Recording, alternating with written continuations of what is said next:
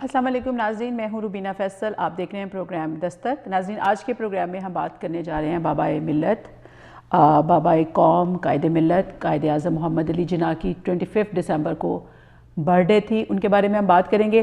ناظرین، اس سے پہلے ایک چھوٹی سی بات کروں گی، مقصد اس بات کو کرنے کا نہیں ہے، لیکن پھر بھی ایک افسوس ہوتا ہے کہ جب آپ جن کو بابائے قوم ہم کہتے ہیں، قائد ملت کہتے ہیں، کرنسی نوٹ پہ ان کی تصویر ہے، دفتروں میں ان کی تصویر ہے، اور آپ پہ ان کا احسان ہے آپ کو ایک علیحدہ ملک دے کے، لیکن جب آپ اس ملک کے لوگوں کو دیکھتے ہیں، لیڈروں کو، لیڈرز تو نہیں میں کہوں گی، حکمرانوں کو دیکھتے ہیں، تو 25 دسمبر پہ ہمیں کوئی ایسی چیز نظر نہیں آئی جس کو سیلیبریشن کہتے ہیں، یا جس کو پیغام ہی قوم کے نام دیا جاتا بابائے قوم کی طرف سے، یا ان کی کوئی ایسی چھوٹی سی چیز ریپیٹ کر دی جاتی ان بچوں کے، ان نوجوان نسل کے آگے جن کے ذہنوں سے اب جو ہے یہ نقش جو ہے بڑا بلینڈ سا ہوتا جا رہا ہے کہ قائد اعظم کون تھے، وہ صرف ان کو شاید کرنسی نوٹوں تک ہی محدود ہو کے رہ گئے ان کے لیے۔ تو یہ بڑا بات آج کرٹیسزم کی نہیں ہے کہ میں کسی لیڈر کو یا کسی حکمران کو کہوں کہ یہ انہوں نے کیوں نہیں کیا، یا میڈیا نے کیوں نہیں اس طرح کچھ کیا۔ آج ہم اپنا جو ہمارے اوپر فرض ہے اس کو ادا کرنے کی کوشش کریں گے، جو قائد اعظم کا پاکستانی قوم کے اوپر احسان ہے اور جو قرض ہے اس کو ادا کرنے کی کوشش کریں گے۔ اور اس میں ایک صورت مجھے یہ نظر آ رہی ہے، اینٹی پاکستان اور اینٹی قائد میڈیا جو ایجنڈا ہے وہ بہت زیادہ موبائل ہے، اتنا زیادہ کہ ہم لوگ تو شاید سو رہے ہوتے ہیں، ہم سوچتے ہیں کہ بس یہ کر دیا اور بس ہو گیا، تو لیکن جو اس کو نیگیٹیوٹی پھیلانے والے لوگ ہیں وہ ہم سے زیادہ چست ہیں۔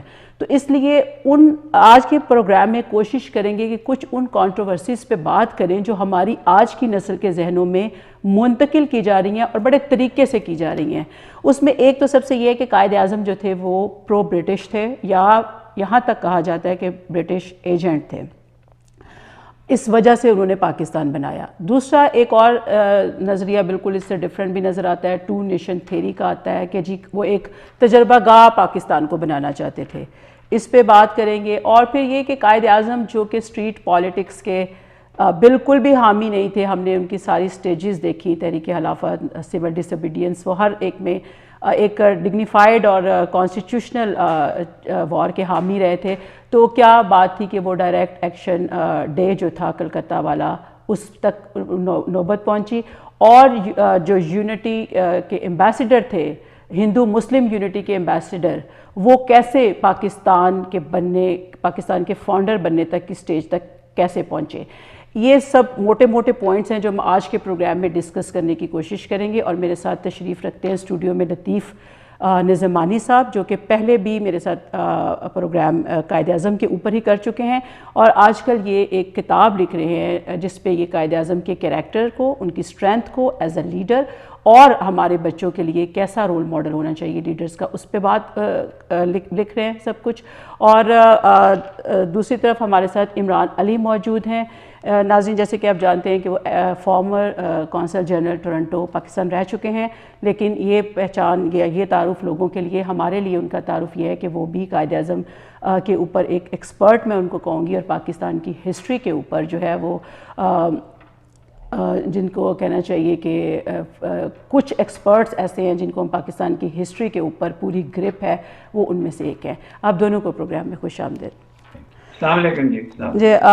سوری میرا تعارف تھوڑا لمبا ہو گیا، حالانکہ میں نے اس میں ابھی بہت سی اور باتیں کرنی تھی جو میرے دل میں تھیں، لیکن میں نے کہا کہ آپ چونکہ مجھ سے زیادہ اس چیز کے معاملے میں بولنا چاہیں گے، تو لطیف صاحب آپ کیا سمجھتے ہیں؟ ہم یہیں سے بات شروع کرتے ہیں کہ جب یہ کہا جاتا ہے اور بڑے دھڑلے سے کہا جاتا ہے کہ قائد اعظم جو تھے وہ تو پاکستان بنانا ہی نہیں چاہتے تھے خود سے، یا ان کی کوئی سٹرگل عوام کی آواز نہیں تھے، وہ تو برٹش نے بنا کے ان کو پکڑا دیا، تو آپ کیا کہیں گے اس معاملے میں؟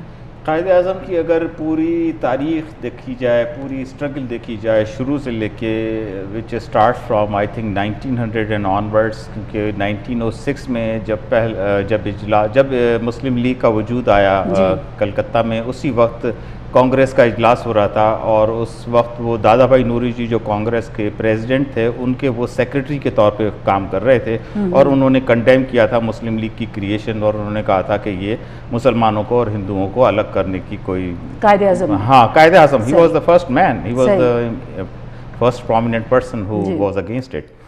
تو اگر وہ یہ بات ہوتی جو آپ کہہ رہی ہیں کہ وہ کوئی برٹش ایجنڈا پہ کام کر رہے تھے.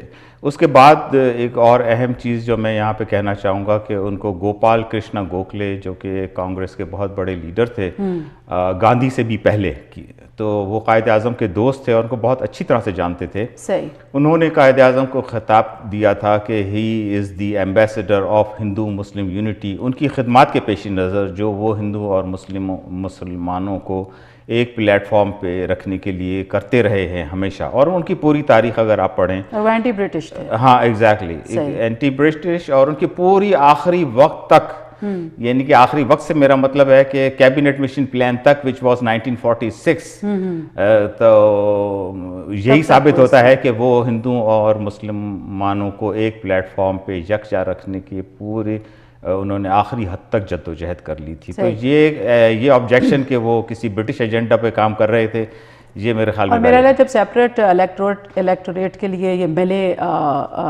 کچھ پرومیننٹ جو مسلم علی نواب محسن ملک وغیرہ لارڈ منٹو سے, تو اس وقت بھی قائد اعظم اس فیور میں نہیں تھے کہ یہ ڈویژن. ایگزیکٹلی شروع میں وہ نہیں, بالکل آپ صحیح کہہ رہی ہیں. یہ لیٹر ڈیولپمنٹ ہے جب انہوں نے ان کو یہ احساس ہوا کہ مسلمانوں کو اس طرح سے پورے اپنے حقوق شاید نہ مل سکیں, تو پھر انہوں نے مسلمانوں کے حقوق کے بارے میں آواز بلند کرنی شروع کی, لیکن وہ بھی ہندو مسلم پیرامیٹر کے اندر رہتے ہوئے ان سے الگ. عمران, آپ کو بھی گفتگو میں شامل کرتے ہیں, اور یہی بات میں آپ سے, کیونکہ ایک اور اس سلسلے میں بات آتی ہے کہ جب تحریک خلافت ہوئی اور اس میں جو ہے وہ مسلمان ایک طرف تھے اور گاندھی جی جو تھے وہ ان کے ساتھ تھے, لیکن قائد اعظم جو تھے ان پہ یہ لیبل کیا جاتا ہے کچھ جگہوں پہ کہ جی وہ ان لوگوں کے ساتھ نہیں تب کھڑے تھے, تب وہ پرو برٹش سٹانس تھا ان کا.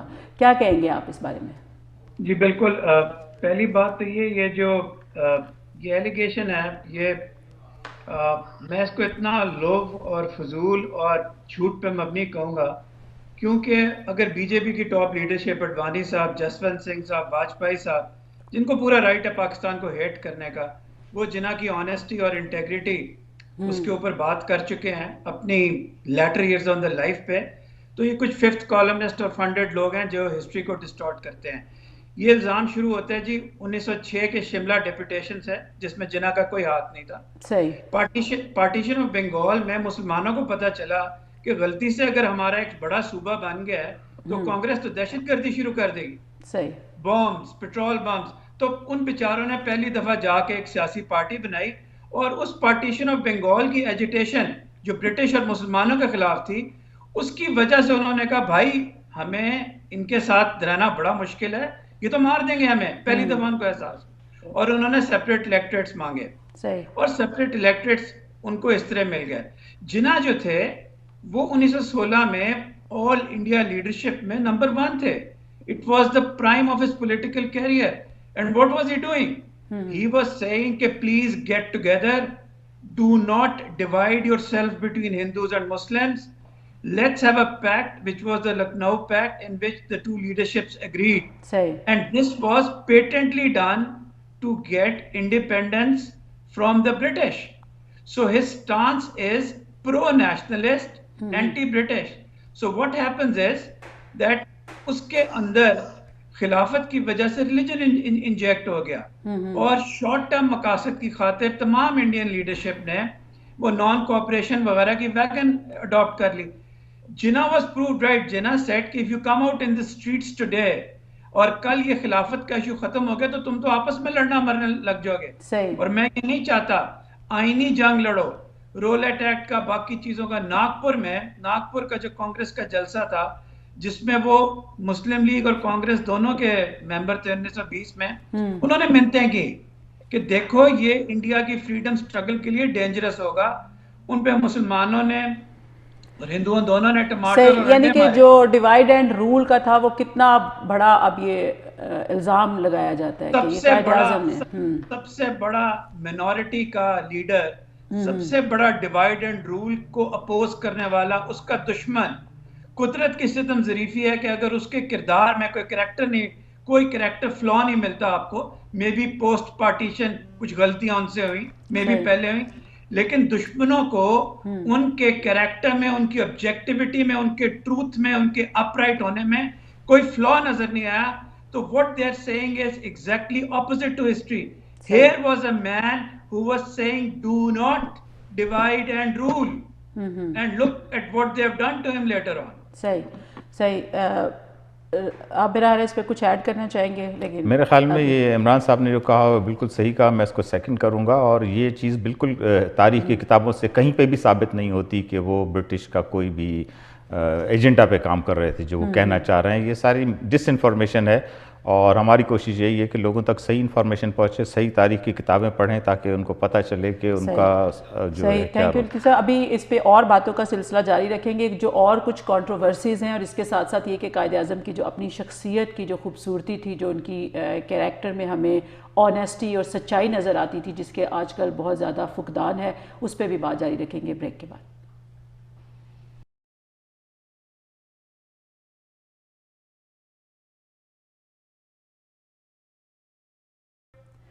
ویلکم بیک ناظرین. بات کریں ہم قائد اعظم محمد علی جناح پہ، تاریخ میں جو ان کا سفر ہے اور جس کے بارے میں لوگ آج کل بہت زیادہ الزامات لگا رہے ہیں.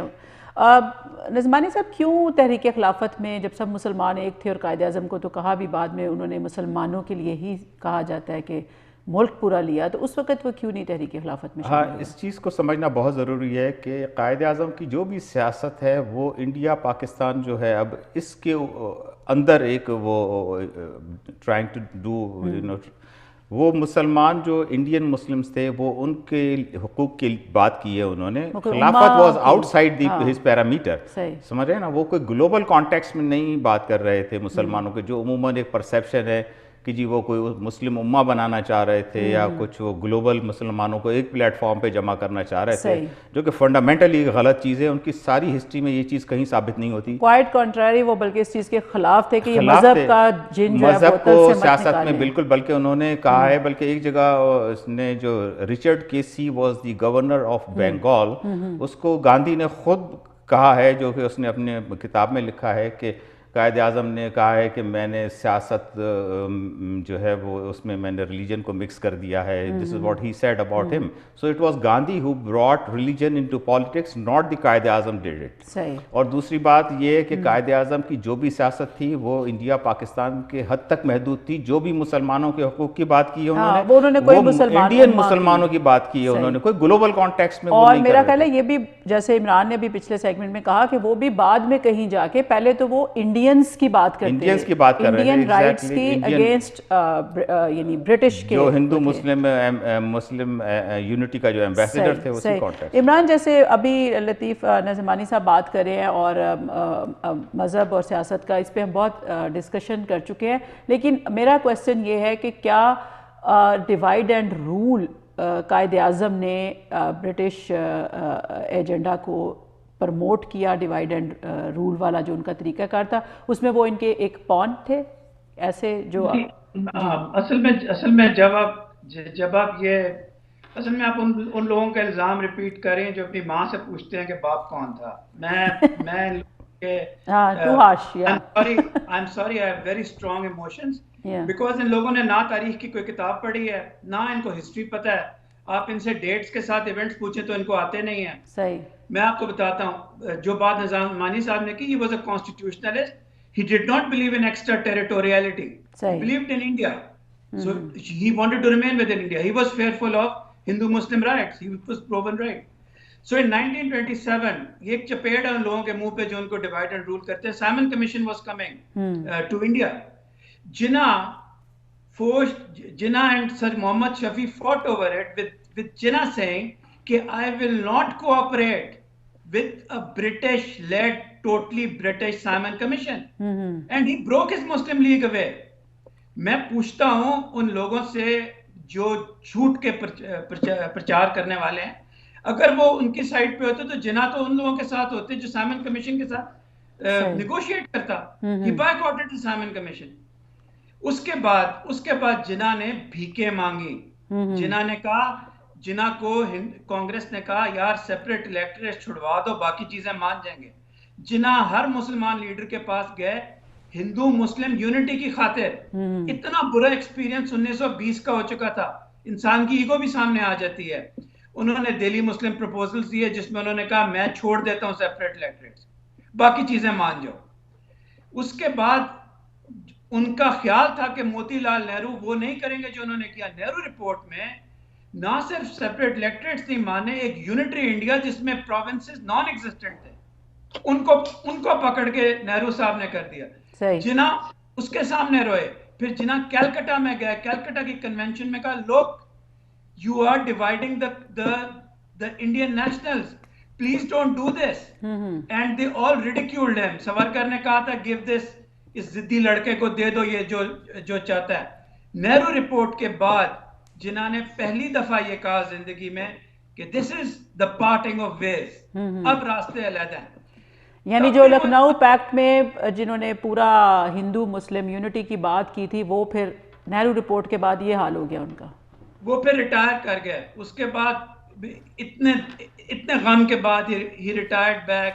He participated in some of the round table conferences جس میں again ایسا ضدی انسان آپ کو دنیا میں کہاں ملے گا جس کو ہر مومنٹ پہ چپیڑ ماری گئی کہ تم ڈیوائیڈ ہو جاؤ. وہ کہتا تھا نہیں, we'll stay united. کبھی مسلمانوں کو کبھی. اس کے بعد جنا کو جب جنا بالکل flabbergasted ہو گیا, he was started his legal practice in London. تو اقبال کی وہ چیز جو لوگوں کو نہیں پتا, اقبال نے جنا کو خطوط لکھے, لیٹرز آف اقبال ٹو جنا, جس میں کہا کہ اگر آپ ڈسپونڈنٹ ہو گئے تو مسلمانوں کا کیا بنے گا. صحیح. ان کی باتوں سے وہ واپس آئے, تب بھی ہندو مسلم یونٹی کے حق میں تھے, جب تک کہ انہوں نے پہلی دفعہ کانگریس کی حکومتیں نہیں دیکھی. کانگریس کی حکومتوں میں میں آپ کا 1 منٹ اور لوں گا, یہ وعدہ کیا گیا تھا کہ یو پی کے اندر چودھری خلیق الزماں سے کہ کانگریس اور مسلم لیگ آپس میں کولیشن گورنمنٹ بنائے. یہ 1937 کی بات کر رہے ہیں آپ؟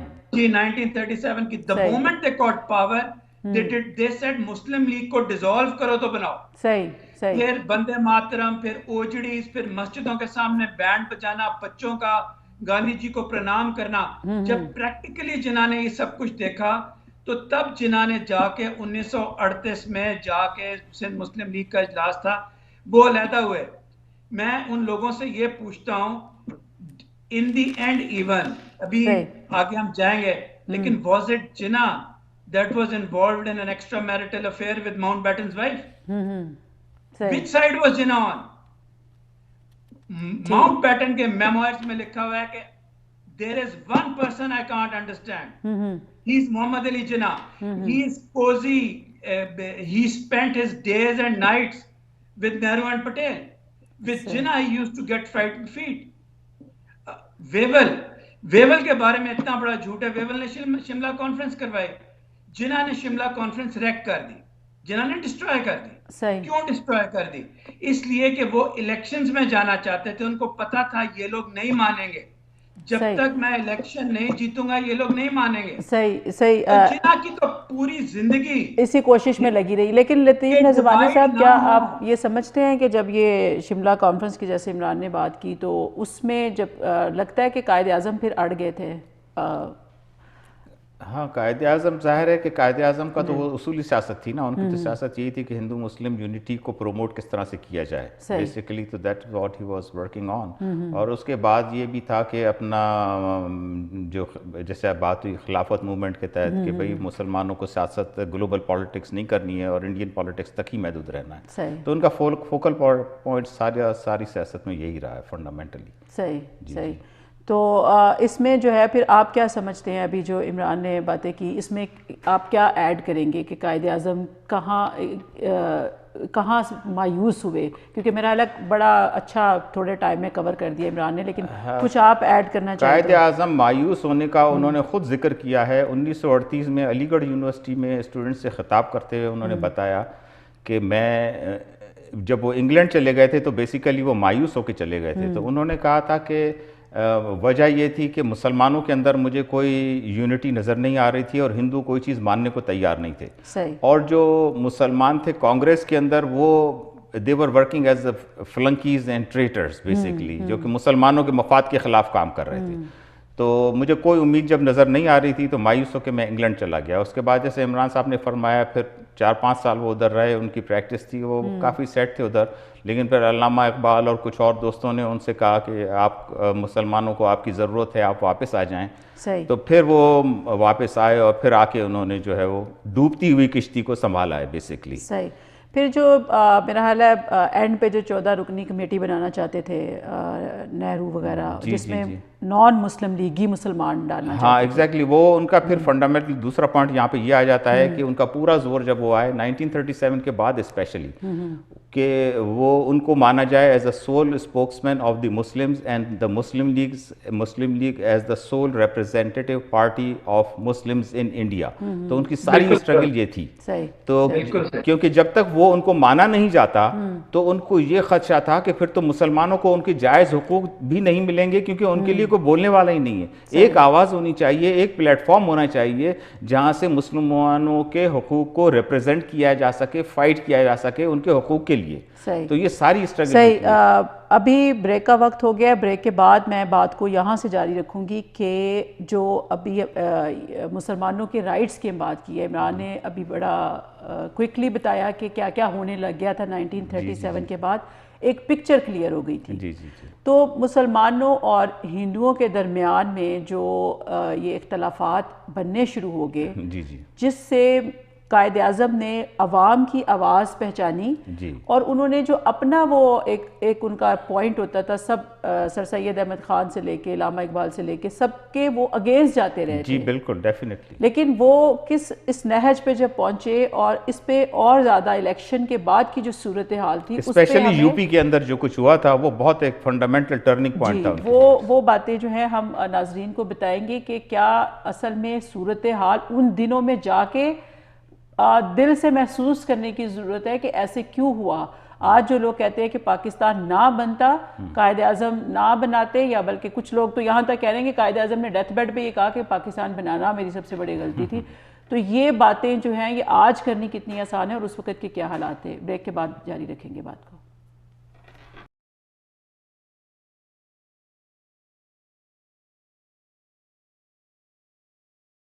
ویلکم بیک ناظرین. جی لطیف نظمانی صاحب, وداؤٹ ویسٹنگ اینی ٹائم, کیونکہ بہت بڑی شخصیت ہے اور 4 سیگمنٹ بہت تھوڑے ہوتے ہیں.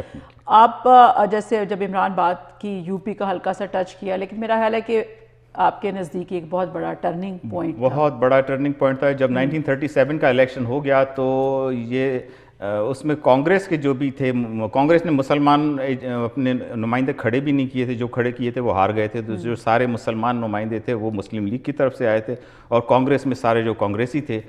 تو پاور میں جو اس کے بعد خلیق الزماں اور ایک دوسرے صاحب تھے, ان کا مجھے نام ذہن میں نہیں آ رہا, انہوں نے بڑی کوشش کی تھی کہ کانگریس کے ساتھ ہماری کولیشن ہو جائے, کولیشن گورنمنٹ ہو جائے. لیکن کانگریس اتنی اوور کانفیڈنٹ ہو گئی تھی انہوں نے کہ انہوں نے ضرورت ہی محسوس نہیں کی. انہوں نے کہا کہ بھائی جب ہمارے پاس اتنی میجورٹی ہے تو ہمیں آپ کی ضرورت نہیں ہے. انہوں نے اور پھر ساری گورنمنٹ انہوں نے بنا لی. مطلب اس کے بعد ہوا یہ کہ مسلمانوں کو یہ پہلی دفعہ احساس ہوا, جسے کہتے ہیں نا کہ پروٹوٹائپ ہوتا ہے. ایک پروٹوٹائپ گورنمنٹ جب بنی تو انہیں یہ احساس ہوا کہ ہم تو کچھ بھی کر لیں, ہم حکومت میں تو آ نہیں سکتے. اچھا, 1937 میں مسلمانوں نے بھی کانگریس کو ووٹ دیے. مسلمانوں نے کچھ ظاہر ہے کہ مسلم لیگ تو اتنی زیادہ تو نہیں ہے, اور مسلم لیگ ایک اس کے پاس وہ کلیئر نعرہ بھی نہیں تھا کیونکہ Quaid Azam was just getting started. ان کی ابھی بھی کوششیں یہی تھیں کہ ہندو مسلم ایک ہی پلیٹ فارم پہ کام کریں, لیکن جو کہ بڑا مشکل ہو گیا تھا. لیکن 1937 کے الیکشن کے بعد جب یو پی کی اسمبلی بنی اور مسلمانوں سے انہوں نے کولیشن کرنے سے انکار کر دیا اور مسلمان اپوزیشن میں بیٹھے, ان کو پہلی دفعہ یہ ریئلائزیشن ہوا کہ اگر آل انڈیا کے اوپر یہ فارمولا اپلائی ہو جاتا ہے تو ہمارا تو کوئی مستقبل نہیں ہے, ہم حکومت میں کسی بھی طرح نہیں آ سکتے چاہے ہم کتنی بھی کوشش کر لیں. تو اس وقت پھر قائد اعظم نے ان کو سارے انڈیا میں یہ پیغام پھیلانے کی کوشش کی کہ دیکھو ادھر یہ ہو رہا ہے, اگر یہ جوائنٹلی رہتا ہے تو پھر یہ آگے چل کے بھی یہی ہوگا جو ہونا ہے. اور پھر انہوں نے مسلمانوں کے ساتھ کافی زیادتیاں بھی کیں, اور وہ جیسے بھی عمران نے پچھلے سیگمنٹ میں بتایا. عمران, جب ہم یہ بات کرتے ہیں, یہ میسج جو ہے لیڈرز کو بھی مل گیا اس وقت کے کہ 1930 جیسے نظمانی صاحب نے بتایا کہ مسلمانوں کے رائٹس نہیں ٹھیک طرح مل رہے, اور یہ میسج قائد اعظم نے اپنی جو ان کی ایک پوری پرسنالٹی تھی ہندو مسلم یونٹی کی, اس کے اگینسٹ جا کے اڈاپٹ کیا ان سارے صورت زمینی حقائق کو دیکھ کے. اس میں آپ کچھ ایڈ کرنا چاہتے ہیں کہ وہ کیا چیزیں تھیں جن سے قائد اعظم جیسی شخصیت جو ہے وہ ہو گئی اور انہوں نے عوام کی وہ آواز بن گئے. میں تو یہ کہوں گی کہ اپنا نعرہ چھوڑ کے انہوں نے عوام کا نعرہ اپنایا. جی مجھے معاف کر دیں میرے سخت الفاظ کے اوپر, میں ضمیر فروشوں سے مخاطب ہوں آج, جو ضمیر بیچ چکے ہیں. پروڈیوسر صاحب کو کہیں کہ ابوالکلام آزاد کی تصویر دکھائیں, پروڈیوسر صاحب کو کہیں کہ ان کی کتاب کا کور دکھائیں, انڈیا وینز فریڈم. ٹھیک ہے, یہ ضمیر فروش لوگ ان کی یوٹیوب پہ ایک جامع مسجد کی تقریر سنا کے انہوں نے میرے کان پکوا دیے, لیکن انہوں نے ان کی کتاب کبھی نہیں پڑھی. Cherry picking. ٹھیک ہے, India veins freedom, India veins freedom. یہ میں کیا کہوں اس سیکولرزم اور اس فریڈم کے بارے میں. وہ بیچارہ انسان who was one of the fathers of modern India, he did not have the courage to have 30 pages, 30 صفحے انڈیا وینز فریڈم کے. انہوں نے کہا 30 سال کے بعد نکالنا. ڈر گئے. جس شعلہ پہ ہم مقرر کی یہ باتیں کرتے ہیں وہ ڈر گئے, سیکولر اور ڈیموکریٹک انڈیا کے اندر وہ ڈر گئے. جی, انہوں نے کہا پتہ نہیں مجھے ہی نہ مار دے, میری اولادوں کو ہی نہ قتل کر. کیونکہ پھر ہم نے جسونت سنگھ کا حال بعد میں دیکھ لیا نا, جب انہوں نے سچ بولا تو ان کے ساتھ کیا ہوا. جسونت سنگھ بیچارے کا پولیٹیکل کیریئر, فائن مین. 30 صفحوں میں کیا ہے؟ ان 30 صفحوں میں صرف 2 چیزیں ہیں جس کی وجہ سے وہ ان کو چھپا رہے تھے. اچھا, کیا انہوں نے کیا کہا؟ انہوں نے پہلی چیز یہ کہی کہ بہت برا کیا ہم نے, جس طرح بھی نظامانی صاحب کہہ رہے ہیں کہ ہم نے یو پی میں نہرو کے تکبر میں آ کے ہم نے کولیشن گورنمنٹس نہیں بنائی. وی پشڈ جنا اگینسٹ دا وال ٹو میک جنا واٹ ہی واز. یہ انہوں نے نہرو کی کریکٹر اسیسینیشن کی کہ تکبر والا آدمی جو الیکشن کا رزلٹ دیکھ کے یونائٹڈ انڈیا کے ڈریم کو بھول گیا. ٹھیک ہے, یہ لکھا. دوسرا انہوں نے یہ لکھا کہ 10 جولائی 1946 کی نہرو کی شام کی جو پریس کانفرنس تھی, جس میں اس نے گروپنگ کلاس کو اور سینٹر کی 3 پاورز کو ریجیکٹ کیا, وہ اس کا دوسرا بڑا کریکٹر فلا ہے. انہوں نے اس کتاب میں لکھا ہوا ہے Jinnah was right and we were wrong. تو میں ضمیر فروشوں کو جو آپ کے ٹورانٹو میں کافی پھر رہے ہیں یہاں, ان سے یہ کہتا ہوں کہ یہ آزاد کی کتاب کے وہ صفحے کیوں نہیں بولتے. صحیح, یہ ان صفحوں کی بات کریں.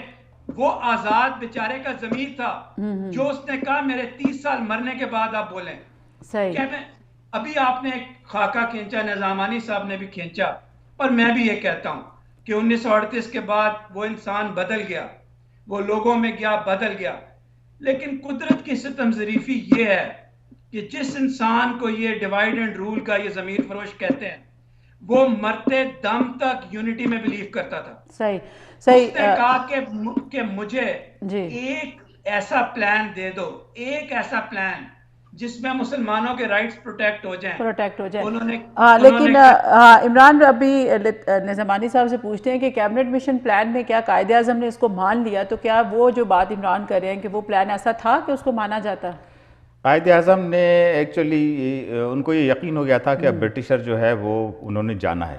تو اور دوسری بات ہے کہ انہوں نے کہا کہ some thing is better than nothing, پہلی بات. دوسری بات یہ ہے کہ انہوں نے ان کا آبجیکٹیو الٹیمیٹلی آخر تک یہی تھا کہ ہندو مسلم یونٹی قائم رہے کسی بھی طرح سے, لیکن مسلمانوں کے حقوق جو ہے اس کے اندر محفوظ رہنے چاہیے. تو ان کو ایک خاکہ نظر آیا ایک کہ بھئی ہم ان کو انٹرم گورنمنٹ میں بھی نظر نہیں آ رہے. ایگزیکٹلی. تو پھر انہوں نے کہا کہ اس کو ایکسیپٹ کر لیا. جب ان کو انہوں نے یقین دلائی برٹشرز نے کہ ہم آپ کی جو ہے پیرٹی پہ کام کریں گے اور ہم آپ کو یقین دلاتے ہیں, اور کانگریس بھی یہ ایکسیپٹ کر لے گی. تو پھر جب وہ کیبنٹ مشن پلان نہرو نے ریجیکٹ کر دیا بیسکلی, تو اس کے پاس ان کے پاس پھر اور کوئی چارہ نہیں تھا کہ اس کو جو ہے اپنا. اور میرا خیال ہے کہ میں تھوڑا سا ایڈ کرنا چاہوں گا. سر اسٹیفرڈ کرپس کے پاس جنا گئے 16 مئی کو کیبنٹ مشن پلان اناؤنس ہوا. کرپس کے پاس گئے اور کرپس کو کہا کہ تمہارے آخری پیراگراف میں لکھا ہوا ہے کہ جو اس پلان کو مان جائے گا وہ انٹرم گورنمنٹ بنائے گا, جو نہیں مانے گا وہ نہیں کرے گا. کرپس نے کہا yes Jinnah I give you this guarantee. Muslim League cabinet mission plan مان گئی, کانگریس نے ریجیکٹ کر دیا, اور وہ شوق رہ گئے جب برٹش گورنمنٹ نے کانگریس کو کہا کہ آ کے انٹرم گورنمنٹ بنا دو. یہاں وہ انسان جس نے خلافت میں بعد میں سڑک پہ مسلمانوں کو نکلنے سے روکا، وہ مجبور ہو گیا، آئین بھی چلا گیا، سچائی بھی چلی گئی، ضمیر بھی چلا گیا. صحیح. جو اسٹریٹ ہم سوچتے ہیں کہ اسٹریٹ پالیٹکس نہ کرنے والا انسان کیسے اس نہج تک پہنچا کہ ڈائریکٹ ایکشن ڈے کلکتہ والا جو خونی واقعات ہوئے، جھوٹ اور دھوکے کی وجہ سے، جھوٹ اور دھوکے کی. صحیح. لطیف صاحب آپ اس میں کچھ ایڈ کرنا چاہیں گے؟ ڈائریکٹ ایکشن کے بارے میں ذرا ایڈ تھوڑا سا کرنا چاہوں گا. اس کا بیک گراؤنڈ جاننا بہت ضروری ہے، جو کہ جسونت سنگھ نے اپنی کتاب میں اس کو ڈیٹیل سے ڈسکرائب کیا ہے.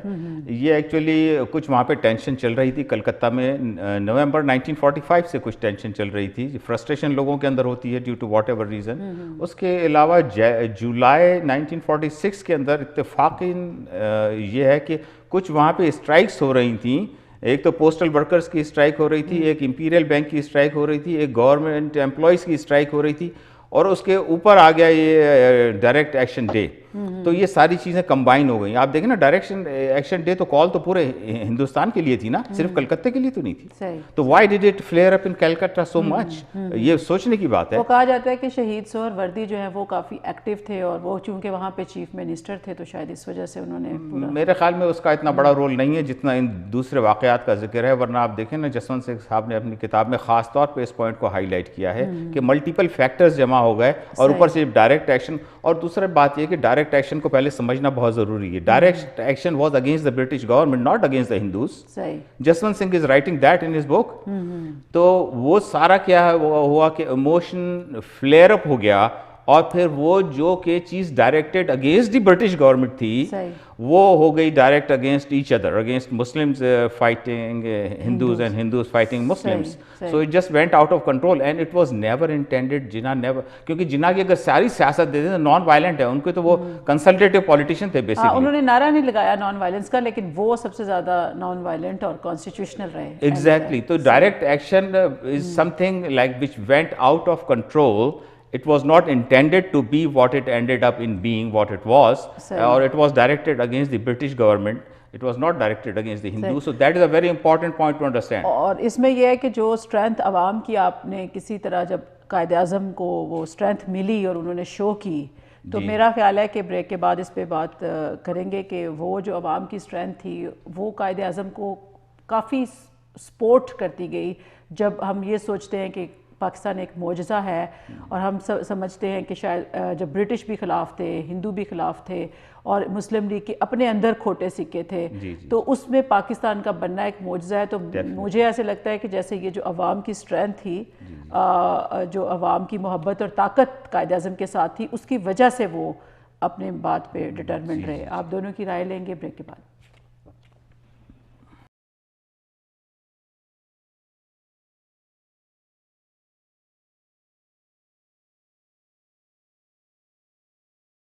ویلکم بیک ناظرین. ہم ابھی بات کر رہے تھے عوام کی طاقت کی، کہ جو پریشانیاں، جو مشکلات، جو ہر طرف سے ایک انسان کو، اور وہ ڈٹا رہا.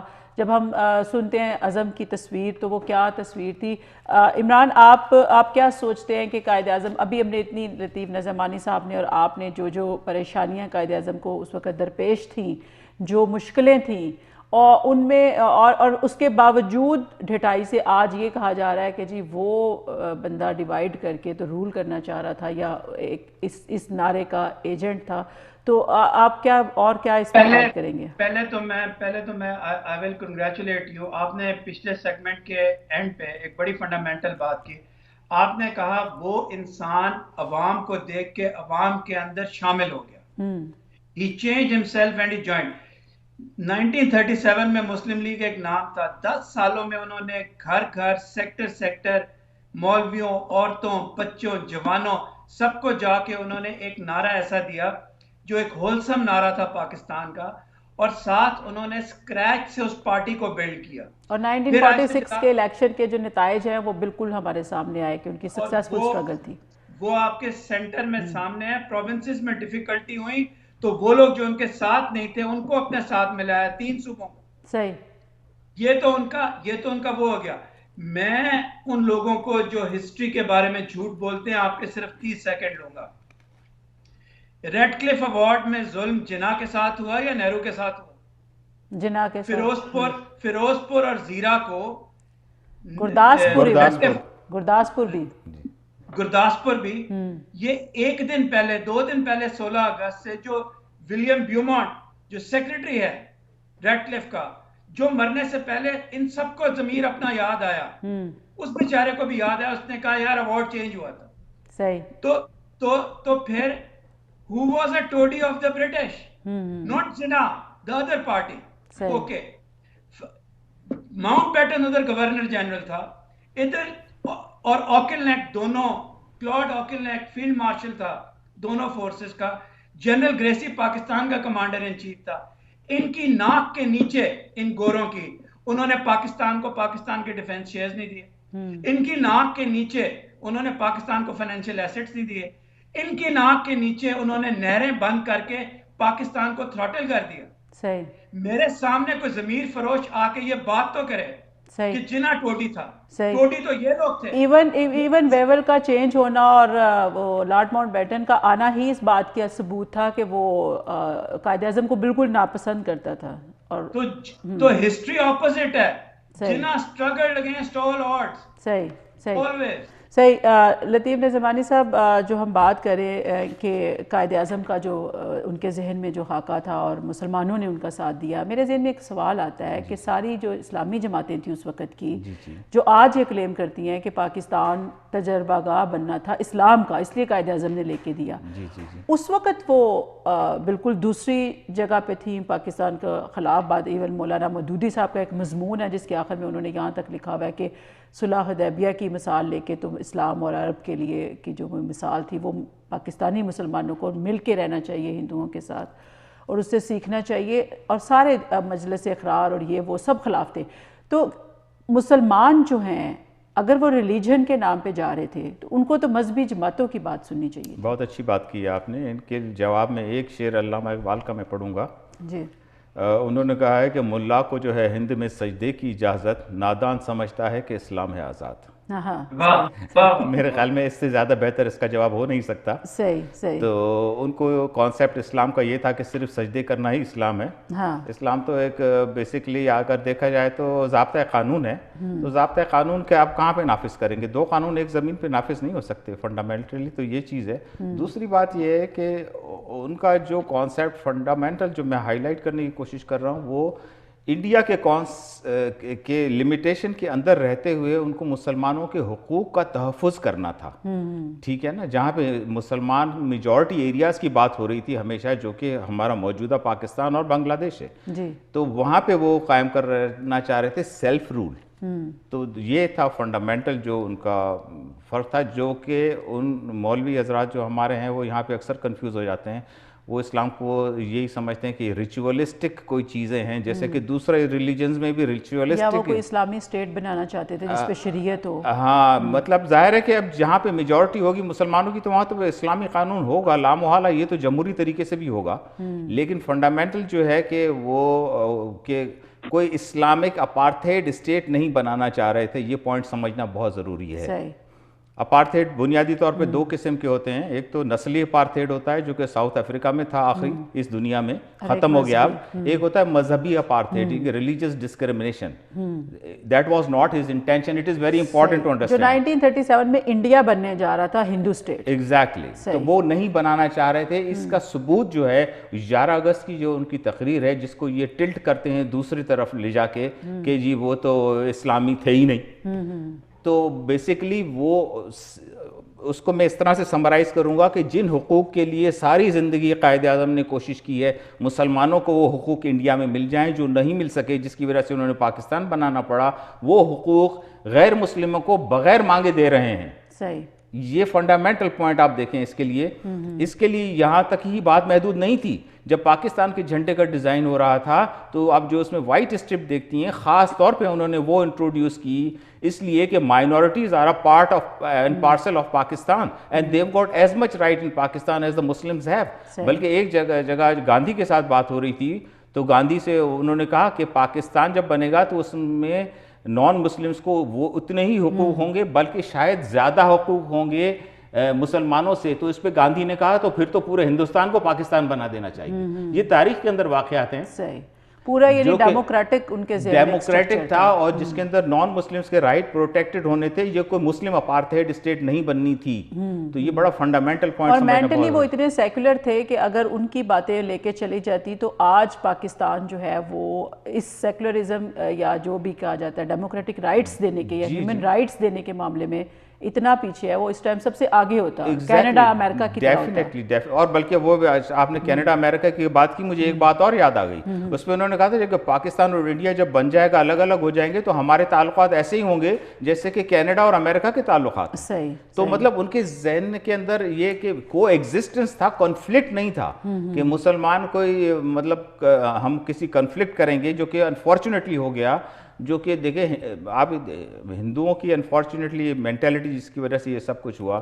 پہلے تو پاکستان بننے کے بعد انہوں نے ریزرو بینک آف انڈیا نے پاکستان کے فنڈ بند کر دیے. What does it proof? صحیح. اس کے بعد انہوں نے کشمیر پہ ناجائز قبضہ کر لیا. What does it proof? تو یہ ساری چیزیں جو ہیں یہ پرسپیکٹو میں رکھنی چاہیے. اور وہ ساری چیزیں جو ابھی عمران نے بھی بتائیں کہ یہ سب چیزیں ہوتی رہی اور برٹش کے ناک کے نیچے ہوتی رہی اور کانگریس کو خوش کرنے کے لیے ہوتی رہی اور وہ آنکھیں بند کر کے، کیونکہ ان کو اتنے بڑے اسٹیٹ سے بگاڑنی نہیں تھی. ایگزیکٹلی. عمران جب ہم ابھی یہ بات کر رہے ہیں تو کیا پارٹیشن کے وقت جو خون خرابہ ہوا اور قائد اعظم جیسے جو لوگوں کے لیڈر بن گئے تھے اور اتنا ان کا ویژن تھا، کیا ان کو یہ نہیں پتا تھا کہ یہ سب ہوگا؟ تو اس کے کس کو ہم رسپانسبل کہیں اس؟ دیکھیے وہ میں بتانا چاہ رہا تھا، پارٹیشن کی اوریجنل ڈیٹ تھی جولائی 1948. اس کو، اور وہ اس لیے ٹائم دیا گیا تھا تاکہ پاکستان کے اسٹیٹ، صحیح جولائی، ٹھیک ہے، سوری، کہ پاکستان کے اسٹیٹ سٹرکچر جو ہیں وہ اریکٹ ہو جائیں. وہ آپ نے 7 مہینے لے لیا، آپ نے پاکستان کو 52 دن میں نیا ملک بنانے کو دے دیا ریڈ کلف کے بعد. ریڈ کلف ایوارڈ تو 16 کو ہوا، جون 3 پلان کے بعد اگست میں آپ ایک نیا ملک. انڈیا تو اسٹیبلش تھا، Pakistan was suppose to die. جب کیبنٹ مشن پلان ریجیکٹ کیا گیا، اس کا ایک پوسٹ اسکرپٹ تھا کہ پاکستان کی مملکت اپنے پاؤں پہ کھڑی نہیں ہو سکے گی. اور یہ برٹش کانگریس پلان تھا. تو وہ جب تیار ہی آپ نہیں تھے، ریزرو فورسز تیار نہیں تھی، رائٹس روکنے کی مشینری نہیں تھی، اور چنگاری لگا کے دونوں طرف سے وہ رائٹس ہو گئے. اور یہ نہ کانگریس نے سوچا تھا نہ جناح نے سوچا تھا. اس کو مہاراشٹرا کے ایڈوکیٹ جنرل نے اپنی کتاب میں لکھا ہے. پوری کتاب وہ اس ڈیٹ کے اوپر لکھی ہے کہ جولائی 1948 سے اس کو پہلے کیوں لا گئے. 11 اگست کی سپیچ کا آپ ذکر کر رہے ہیں، وہ سپیچ ہندو مسلم رائٹس کے بیک گراؤنڈ میں ہوئی. اور نظامانی صاحب نے بہت خوبصورت بات کی ہے، that reflected Jinnah's vision. Hindus shall cease to be Hindus and Muslims shall cease to be Muslims, not in the religious sense but in the political sense. There is no ambiguity in this statement. اس کے علاوہ اس تقریر کے اندر corruption کے خلاف، اقربا پروری کے خلاف 5 پیراگراف اور بھی ہیں جو پاکستان کا بلو پرنٹ ہے. ایک صرف آپ کو چیز بتا دوں، آپ دونوں کو ایک چیز میں کریکٹ کروں، پاکستان 1981 تک ایک سیکولر اسٹیٹ تھا. ٹھیک ہے، تو یہ جو پاکستان کی کمپلیکشن ہے، جو آپ آج کل پرابلمز دیکھ رہی ہیں، جس کو اللہ کے فضل سے ہم نے سر کر لیا ہے، یہ جیو پولیٹیکل ریالٹیز تھی 1981 کی. ان کا ڈائریکٹ کسی تھیولوجیکل چیز کے ساتھ تعلق نہیں تھا. صحیح. نظمانی صاحب، ایک اور بات ذہن میں آتی ہے، 1971 کی وار کے بعد اندرا گاندھی کا بڑا ایک اچھلتا ہوا اسٹیٹمنٹ تھا کہ جی ہم نے اس کو دریائے بنگال میں، بحیرہ بنگال میں ڈبو دیا، 2 قومی نظریے کو. تو وہ مسلمان جو بنگال کے مسلمان جو ساتھ رہے، جب ہمیشہ ہی کلکتہ رائٹس میں بھی سب سے زیادہ ان کی جانیں گئیں، پھر اس کے بعد بھی، تو وہ لوگ، وہ مطلب کیا ہوا کیا پھر؟ بیسکلی تو فنڈامنٹل میں یہ سمجھتا ہوں کہ ہم لوگوں نے اس کو مس ہینڈل بھی کیا. بنگلہ دیش کو ہمیں تھوڑا پاورز کو ڈیسینٹرلائز کرنا ہے، کیونکہ آپ کو یاد ہوگا کہ ایوب خان کی سینٹرلائز گورنمنٹ تھی جو کہ ڈکٹیٹرشپ، ملٹری ڈکٹیٹرشپ میں ہمیشہ پاور سینٹرلائز ہوتے ہیں. جب پاور سینٹرلائز ہوتے ہیں تو ہمیشہ لوگوں کے اندر گراس روٹ لیول پہ بے چینی بڑھتی ہے، جو کہ غلطی تھی. تو وہاں پہ ان لوگوں کو تھوڑا گراس روٹ پہ رائٹ دینی چاہیے تھے، پراپرلی ہینڈل کرنا چاہیے تھا. اس کے علاوہ جو سب سے بڑی چیز یہ جغرافیکل پرابلم تو تھے، لنگوسٹک پرابلم بھی تھے. تو ان ساری چیزوں کو انڈیا نے ایکسپلائٹ کیا. آپ کو یاد ہوگا کہ مودی صاحب جب ابھی گئے تھے بنگلہ دیش، تو انہوں نے جو بنگلہ دیش کی پرائم منسٹر ہیں، ان کو ایک تصویر پیش کی جس میں پاکستان کو اور جنرل نیازی کو سرنڈر کی جو تقریب کی ہے. تو what does it signify? It signifies that we helped you get that, so you should better be thankful to us. That's what he was saying. تو انڈیا کا بھی ایک ہڈن رول تھا جس کی ایک انویسٹیگیشن میرے خیال میں تو ہونی چاہیے یونائٹڈ نیشن لیول پہ کہ انڈیا کا کیا رول تھا ایک یونائٹڈ نیشنز کے دوسرے ممبر کو کہ اندرونی معاملات میں مداخلت کرنا اس حد تک کہ ملک کو ڈس ممبر کیا جائے. خیر یہ ایک الگ بحث ہے، لیکن فنڈامنٹلی اگر دیکھا جائے اگر دو قومی نظریے کے کانٹیکسٹ میں ہم یہ بات کرتے ہیں تو دو قومی نظریہ یہ تھا کہ مسلم میجورٹی ایریاز میں مسلمانوں کا سیلف رول ہو، ان کی اپنی حکومت قائم ہو جو کہ ہندوؤں کے ڈومینیشن سے باہر ہو. تو آپ دیکھیں گے کہ تو فنڈامنٹلی وہ چیز تو ابھی بھی قائم ہے.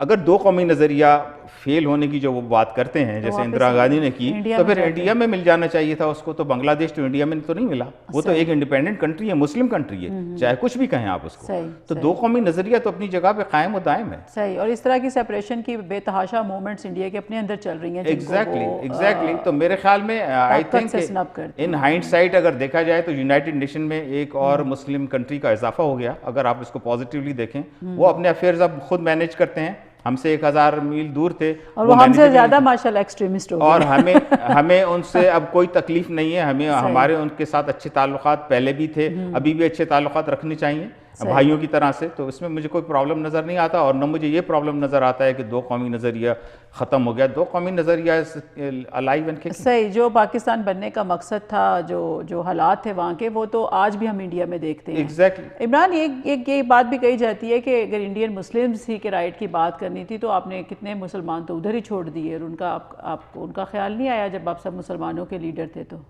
یہ ایک ایسا کویسچن ہے ضمیر فروشوں کا جس کا جواب دینا بنتا ہے، کیونکہ یہ ایک فنڈامنٹل کویسچن ہے جو آپ ان کی بات کریں.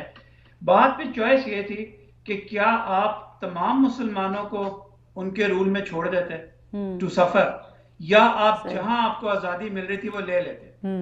اور دوسری بات اس میں یہ ہے کہ آپ بیچاری سکھ نیشن کا حشر دیکھیں.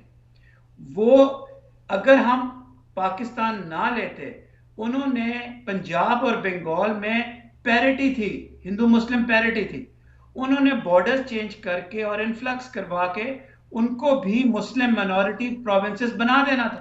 صحیح. اور اس کے بعد آپ رائٹس کے لیے لڑتے رہتے. سو جناز decision to ایمانسپیٹ 2/3 of the Muslim population, as Nizamani Saab has said, Bangladesh owes its independence to Muhammad Ali Jinnah. So therefore he did it. Exactly. اور دوسری عمران صاحب ایک چیز میں ایڈ کرنا چاہوں گا کہ اگر کوئی شپ ڈوب رہا ہو اور آپ اس میں سے 80-90% لوگوں کو بچا لیں اور اس کے بعد یہ کہا جائے کہ آپ نے سب کو کیوں نہیں بچایا، تو بالکل یہ اسی قسم کی سچویشن ہے. صحیح. نظامانی صاحب کیا قائد اعظم سے کیا سیکھنا چاہیے، کیا لیگیسی؟ یہ بہت اہم چیز ہے. قائد اعظم سے جو ہماری ینگ جنریشن سیکھ سکتی ہے، میرے خیال میں جو بنیادی سبق ہے وہ یہ ہے کہ کس طرح سے انسان اپنی ایمانداری اور دیانت سے زیرو سے ورلڈ کے ٹاپ پر پہنچ سکتا ہے. جب انہوں نے اسٹارٹ کیا تو literally he was zero, he was nobody. ان کا کوئی فیملی بیک گراؤنڈ اتنا کوئی عظیم الشان نہیں تھا، ان کے پاس کوئی اتنا مال و دولت نہیں تھا. جو ان کے پاس پیسے تھے ان کے والد نے وہ پیسے ان کو دیے تھے کہ انگلینڈ جا کے اپنی تعلیم ختم کر لیں، اور جب وہ واپس آئے تو ان کا بزنس کولیپس ہو چکا تھا. تو لٹرلی وہ جسونت سنگھ نے اپنی کتاب میں لکھا ہے کہ جب وہ بامبے موو ہوئے تو 3 سال تک ان کے پاس اتنے پیسے نہیں ہوتے تھے کہ وہ کچھ بس یا ٹرام لے سکیں اپنے آفس تک جانے کے لیے، تو وہ میلوں پیدل چلا کرتے تھے. تو یہ حالت تھی ان کی شروع میں. اور اس کے بعد وہ ایک وقت وہ آیا جب وہ برٹش امپائر کے ہائیسٹ پیڈ لائر بن گئے، اور ان کی پوری اگر لائف ہسٹری دیکھیں کوئی ایک مثال بھی ایسی نہیں ملتی جو انہوں نے کسی کے ساتھ جھوٹ بولا ہو، کسی کے ساتھ بددیانتی کی ہو یا کسی کو دھوکہ دیا ہو. تو ہماری ینگ جنریشن کے لیے ایک بہت اہم سبق ہے ان کی لائف ہسٹری میں سیکھنے کے لیے کہ ہم اپنے بچوں کو کہہ سکتے ہیں کہ بیٹا اگر بڑا آدمی بننا ہے تو ایمانداری اور محنت اور دیانتداری کا سبق سیکھو. اور اس کی مثال تمہارے لیے قائد اعظم کی زندگی موجود ہے. آپ ان کو زندگی کو پڑھیں اور ان سے سیکھیں. جس طرح سے وہ اتنے بڑے آدمی بن گئے، انہوں نے اتنا بڑا کام کیا کہ انہوں نے ایک ملک بنا دیا. وہ لازمی نہیں کہ وہ ہر کوئی لیڈر بنے، لیکن ان کی لائف کو اپنی عام زندگی میں اپنی عام زندگی میں دیکھیں نا. ہم بچے کو یہی بناتے ہیں، بتاتے ہیں کہ آپ کس طرح سے بڑے آدمی بنے. تو صحیح، بہت شکریہ نعمانی صاحب. عمران آپ میرا فیو سیکنڈز ہیں، اگر آپ کچھ کہنا چاہیں. میں پروگرام نہیں، فیو سیکنڈ سے میں زیادہ ٹائم لوں گا پروڈیوسر صاحب کی ہاں بولیں بولیں. دیکھیے، سب سے بڑا برٹش کے خلاف انڈیپینڈنس کا علم بھگت سنگھ نے اٹھایا. گاندھی جی نے بھگت سنگھ کو بیچ دیا. صحیح. جناح نے بھگت سنگھ کے حق میں بات کی اور اس کو ڈیفینڈ کیا. غازی علم دین شہید کو جناح نے ڈیفینڈ کیا. اس انسان کو آپ برٹش ایجنٹ کہہ رہے ہیں. جو سیکھا وہ یہ کہ 1916 میں پیک پہ تھے اپنے پولیٹیکل کیریئر کے. صحیح. 1920 میں زمین پر، 1930 میں درمیان میں، 1936 میں زمین پر، بڑھاپا اینڈ. لیکن پھر ایک ضعیف آدمی نے ایک سیدھا راستہ اپنایا. ایک مد و جزر ہے ان کی زندگی میں اپس اینڈ ڈاؤنز کا. صحیح. غمزدہ شخصیت. جو ایجنٹ ہوتے ہیں وہ تو پیسے لیتے ہیں اور خاموشی سے ایک ہی راگ لاپتے رہتے ہیں. جی، انہوں نے اپنا آپ کو تبدیل کیا. Few men can alter the course of history. Fewer still change the map of the world. And hardly anybody creates all the three things with the country. صحیح. Stanley Wolpert. محمد علی جناح. صحیح صحیح صحیح. بہت شکریہ عمران. ناظرین، یہ تھا آج کا پروگرام جس میں ہم نے لطیف نظمانی صاحب نے بتایا کہ عام زندگی میں بھی اگر ہم دیکھیں تو قائد اعظم کی جو آنیسٹی، سچائی، اس کو رول ماڈل بنانے کی ہمیں ضرورت ہے، نہ کہ وہ جو ہمیں آج کل نظر آ رہے ہیں. یہ بہت بہت ایک اہم بات ہے جس کو ہم نظر انداز کرتے ہیں اور اس کو مذاق اڑایا جاتا ہے. لیکن یہ قائد اعظم تھے ہمارے لیڈر، اور جیسے عمران نے کہا کہ آخری عمر میں جب وہ اتنے ضعیف بھی ہو چکے تھے تو اگینسٹ آل آڈز جو ہے انہوں نے ہم کو پاکستان لے کے دیا. اگلے پروگرام میں ملیں گے نئے موضوع کے ساتھ. تب تک اللہ حافظ.